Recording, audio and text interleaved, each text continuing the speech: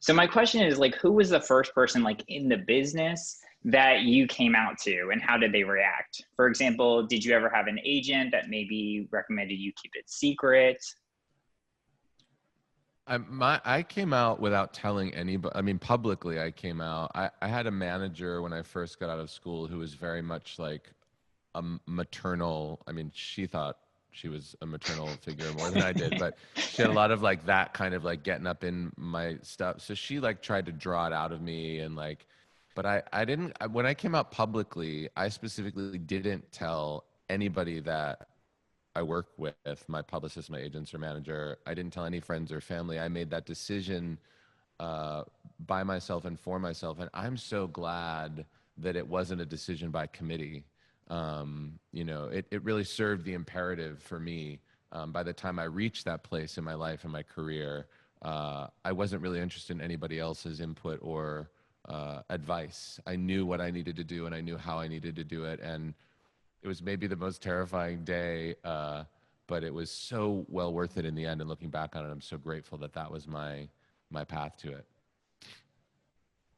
It is an interesting thing that you guys have all had to go through. You know, most of us come out once, and then for all of you, there was this whole other like super high stakes decision to come out. Was that Matt? Was that a difficult decision for you to when you came out publicly?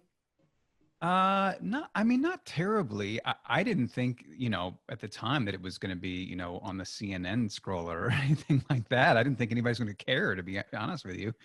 And I had, on pretty much job except for one where I didn't feel terribly safe. I had been out at work. I never endeavored to hide that.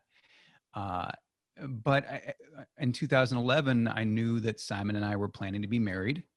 And it just felt to me like I wanted to integrate all of that. And it was much more important for me to be able to share my love of my husband and our kids openly and without any concerns about that than it was for, whatever repercussions might ensue. And Jim, how was it for you growing up?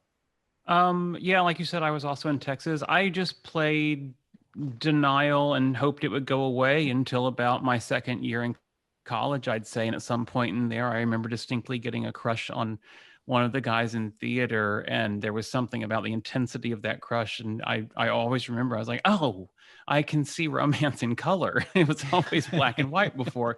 And so in that way, there was really no going back for me. And I was like Joe, well, all of us, I guess, I was in a theater program, and that, I mean, to be around that many open-minded people was extremely healthy and helpful for me. But it was a long time before I came out to my family, and I was able to compartmentalize because everyone in my life, and I didn't live in Texas anymore, all my friends, all my coworkers, everyone knew I was gay. The only people who didn't was my family. And until I met Todd, I didn't really see a reason to bother with the hard conversation. But once I met him, I was like, oh shit, family's important to me. And it's really important that they meet him. They didn't need to meet somebody I was going to date for 6 months. But if I was like, oh, I think this is it. So